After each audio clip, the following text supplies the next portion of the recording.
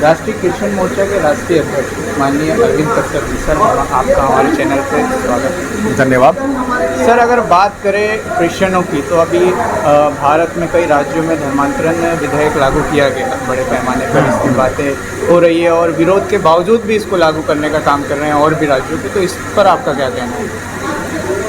अभी लगभग 10 राज्यों में जी धर्मांतरण विधेयक लागू किया गया है जी।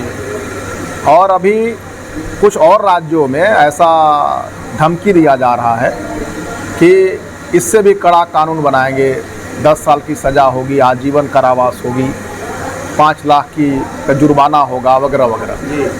तो ये जो धर्मांतरण विधेयक है, मैं ये कहना चाहता हूँ, ये ब्राह्मणवाद थोपने के लिए विधेयक बनाया जा रहा है। हम भारत के मूल निवासी हैं। अगर आदिवासियों को लेकर अगर बात करें तो उनका धार्मिक जो पहचान था लिखित में आज नहीं है।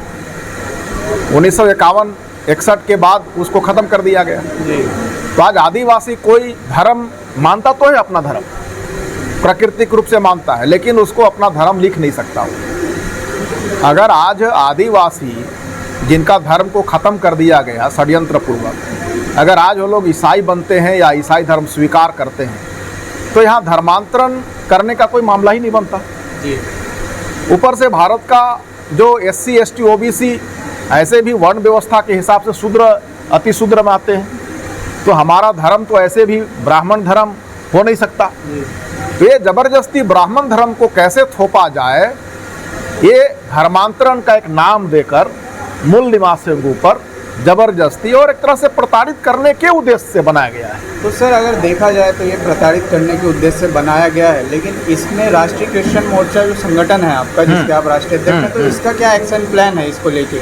अभी हम लोगों ने अभी हम लोगों ने 30 जनवरी को, पिछले 30 जनवरी को 2025 में ही हम लोगों ने ज्ञापन सौंपा राष्ट्रपति के नाम से कि हमारे ऊपर इस तरह से अत्याचार किया जा रहा है, संविधान के विरुद्ध में जाकर धर्मांतरण विधेयक बनाया जा रहा है। मौलिक अधिकार है, धर्म मानना मौलिक अधिकार है। मेरी आस्था के अनुसार, मेरे विश्वास के अनुसार मैं जिस धर्म को भी अपनाना चाहूँ या न अपनाना चाहूँ, मेरे मौलिक अधिकार है। मेरा व्यक्तिगत निर्णय पर निर्भर करता है, मेरे विवेक पर निर्भर करता है। तो इसके विरुद्ध में हम लोगों ने कि हमारे मौलिक अधिकार खासकर धार्मिक स्वतंत्रता का है, उसका हनन हो रहा है। 30 जनवरी को हम लोगों ने भारत के लगभग 145 जिलों में ज्ञापन सौंपा। उसके बाद हम लोगों ने 9 जून को, अभी 2025 9 जून को भारत के लगभग 181 जिलों में हम लोगों ने रैली निकाला और भारी संख्या में रैली निकाला और इसका विरोध किया।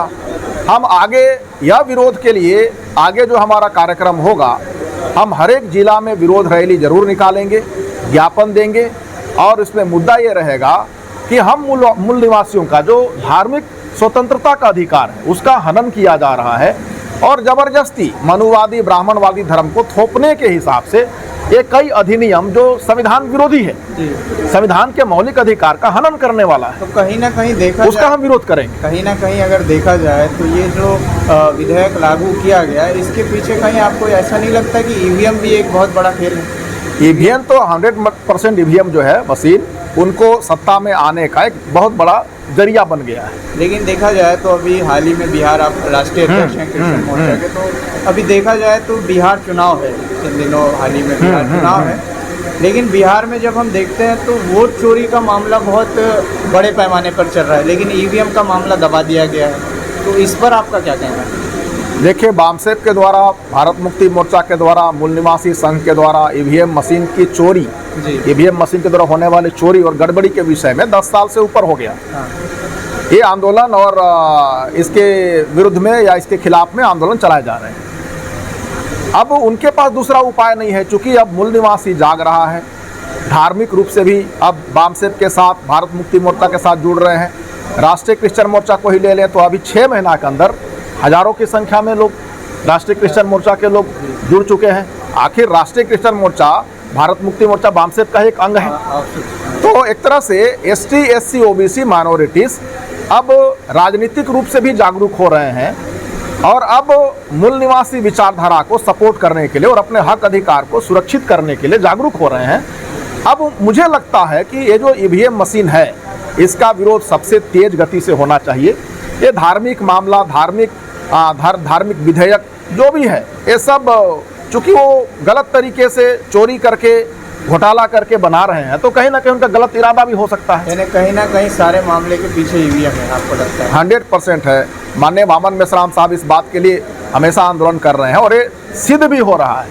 लेकिन चूंकि चुनाव आयोग और जो भी है उनका कब्जे में लेकर के वो अपने पक्ष में हर चीज़ों को करना चाह रहे हैं और कर भी रहे हैं, तो आज नहीं तो कल ईवीएम मशीन को हटाना हमारी प्राथमिकता होनी चाहिए। और जब तक ईवीएम मशीन नहीं हटेगा, मैं सोचता हूँ कि हमारे आंदोलन को भी दबाया जाएगा, हमारे अधिकार तो छीने ही जा रहे हैं। आने वाले समय में और बुरा हाल होगा, नौकरियां ख़त्म की जा रही हैं, शिक्षा को लेकर के देखिए कितने गड़बड़ियां हो रही हैं, शिक्षा के क्षेत्र में सही काम नहीं हो पा रहा है।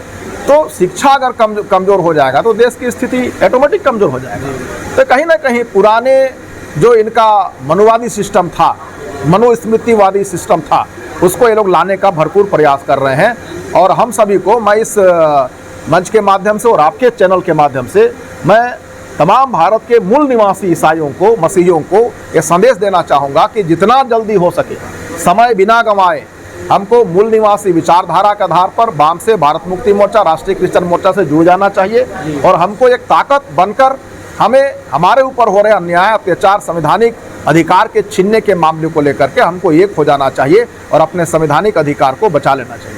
साथियों, राष्ट्रीय क्रिश्चियन मोर्चा बहुत जल्दी ही इस मामले को लेकर एक बहुत बड़ा एक्शन प्लान करेगा और देश भर से क्रिश्चियन लोग सड़कों पर रहेंगे। सर, ईवीएम को लेकर सड़कों पर है, आंदोलन कर रहे हैं। बिहार की जनता को मांग करना चाहिए, वोट चोरी, भाई चोरी किससे हो रही है? चोरी वोट जो है अधिकांश ईवीएम मशीन से हो रहा है। ईवीएम से पहले का जो चुनाव के परिणामों को अगर हम देखें तो भाजपा और कांग्रेस कहीं भी नहीं दिख रही थी, इसलिए एनडीए यूपीए उनको मजबूरन बनाना पड़ा। एनडीए यूपीए बनने के बाद भी जब तक लोकल पार्टी, मूल निवासियों की पार्टी सपोर्ट नहीं करती, केंद्र में सरकार नहीं बन पा रहा था, ऐसे स्थिति आपने देखा होगा। तो उसी स्थिति को देखते हुए इन्होंने बहुत ही योजनाबद्ध तरीके से भारत में ईवीएम मशीन को लाया और ये कांग्रेस के द्वारा लाया गया। आज जो कांग्रेस के लोग कह रहे हैं कि वोट चोरी हो रहा है, वोट चोरी हो रहा है, तो वोट चोरी तो चलो कहीं ना कहीं हमेशा हो रहा है, लेकिन बड़े मात्रा में, बड़े रूप में ये ईवीएम की वजह से चोरी हो रहा है। तो ईवीएम मशीन को ही हटा देना चाहिए ताकि इस देश में वोट की चोरी बंद हो और सही और वास्तविक चुनाव हो और सही रूप में सत्ता भारत में आए। देखा जाए तो आज विपक्षी पार्टियां, कुछ पार्टियां ईवीएम के बारे में बोलती है, लेकिन ईवीएम की शुरुआत भी विपक्षी पार्टियों द्वारा ही की गई भारत में।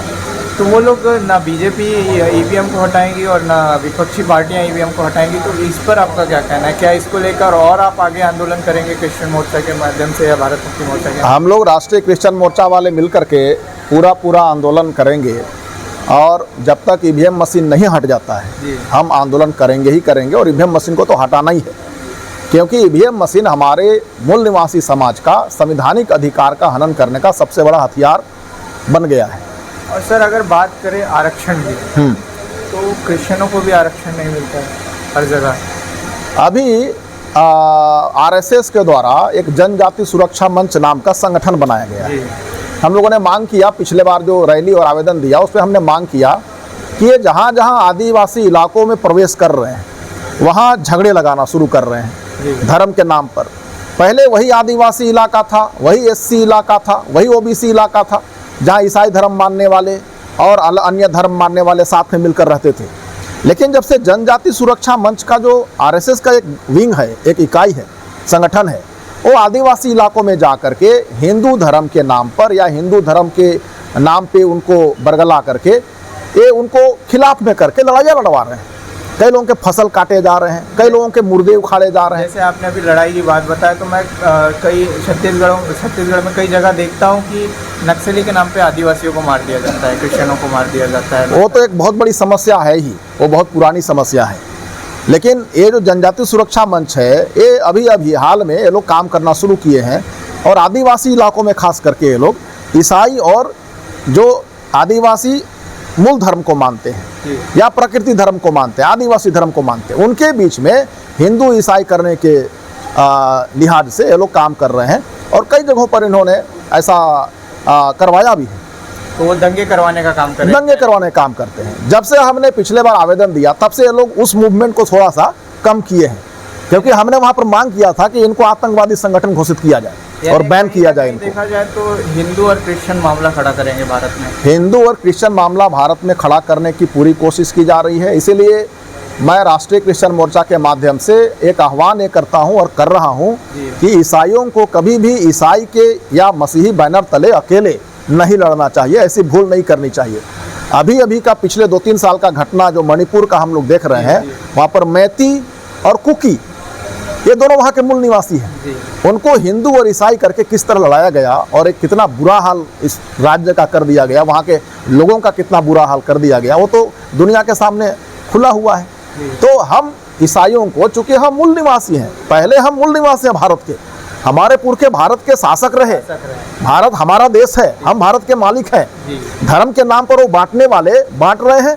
आखिर कहीं ना कहीं अंग्रेजों को कहा जाता है कि ये विदेशियों की नीति है, बांटो और राज करो।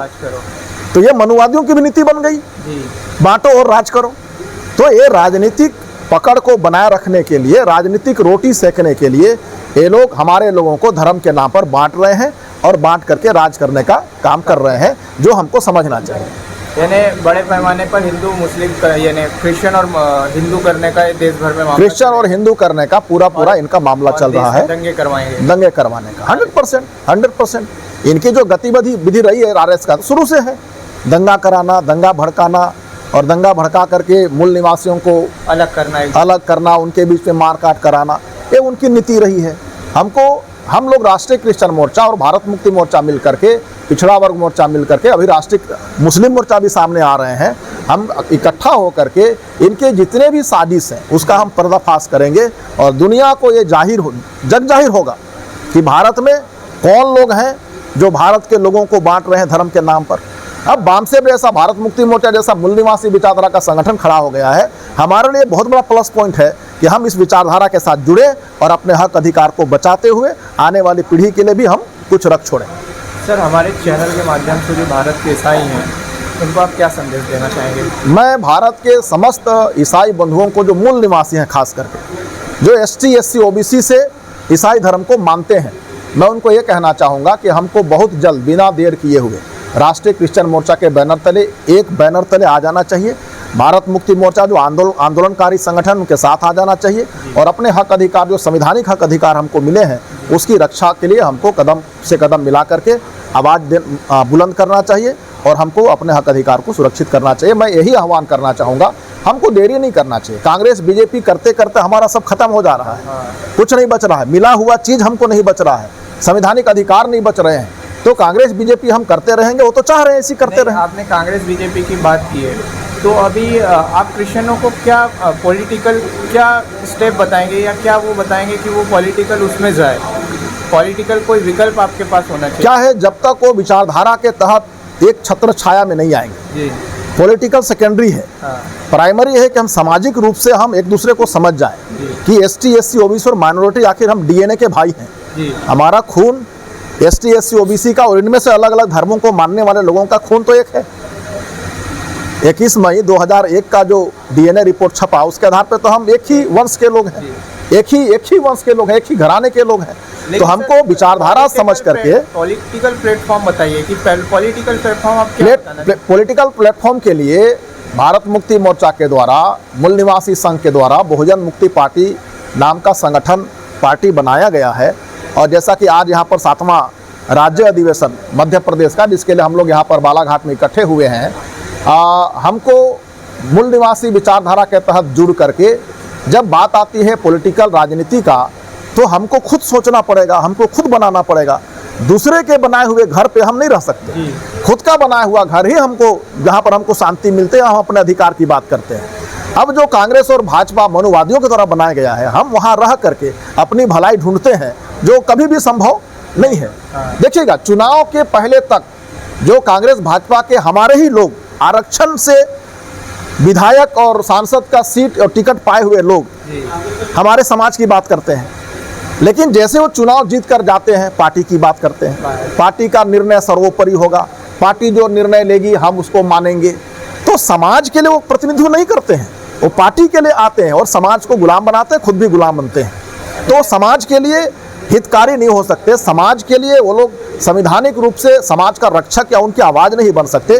वो सिर्फ वहाँ पर उनके दलाल बन जाते हैं, वो दलाल बन के चमचे बन के रह जाते हैं, उसके अलावा कुछ नहीं रहता उनका। यानी आज भारत में मूल्यवासी बहुजन समाज के लिए एक पॉलिटिकल विकल्प आप लोगों ने तैयार कर दिया है। बिल्कुल, और आज हमको इसका प्रचार प्रसार हमको ज़ोरों से करना चाहिए और लोगों को इस बात को समझाना चाहिए कि हमको राजनीतिक रूप से, हम जब तक राजनीतिक रूप से खड़े नहीं होंगे, हमारा सामाजिक ढांचा जो भी होगा या हमारा संवैधानिक अधिकार जो भी होगा, जब तक हम राजनीतिक रूप से खड़े नहीं होंगे, क्योंकि सारी नीतियां तो राजनीतिक रूप से बनते हैं, जो भी बनाया जाता है विधानसभा में, लोकसभा में, वो राजनीतिक के रूप से बनता है। अगर हमारे लोग वहाँ नहीं जाएंगे तो हमारे हक अधिकार नहीं बचेंगे, इसलिए हमको वहाँ जाना राजनीतिक रूप से ज़रूरी है। इसलिए विकल्प हमारा है, हमको बहुजन मुक्ति पार्टी से भी जुड़ना चाहिए और हमको अपनी राजनीति, अपने समाज के लिए, अपने मूल निवासी के लिए राजनीति करनी चाहिए। यानी आपका विकल्प तैयार है बहुजन समाज के लिए? हमारा बिल्कुल विकल्प तैयार है और हम लोग इसके लिए काम भी कर रहे हैं। जी सर, आपने अपना कीमती समय MNTV को दिया, इसके लिए बहुत बहुत धन्यवाद। बहुत बहुत धन्यवाद आपको भी। चैनल को सब्सक्राइब करें और वीडियो अच्छा लगा है तो लाइक करें, शेयर करें। धन्यवाद।